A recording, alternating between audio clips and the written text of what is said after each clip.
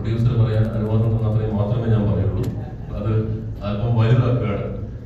നമ്മളൊരു സ്ലാപ്സ്റ്റിക് സിനിമയുടെ സ്വഭാവം നിലനിർത്തിക്കൊണ്ട് തന്നെ ഇത്തവണ നമ്മൾ എപ്പിക് ഫാന്റസിയിലേക്ക് പോവാണ്.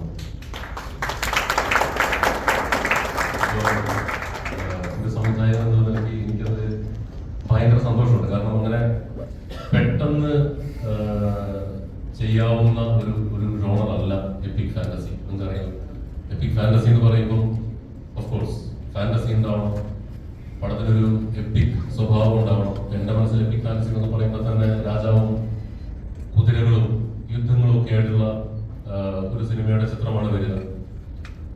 അപ്പൊ അതെല്ലാം വെച്ചുകൊണ്ട് നമ്മളൊരു എപ്പിക് ഫാന്റസിയിലേക്ക് ഇത്തവണ കാലെടുത്തിരിക്കുകയാണ്. പിന്നെ ഇതിലെ ഫാന്റസി എലമെന്റുകൾ അത് സർപ്രൈസ് ആക്കി വെക്കും.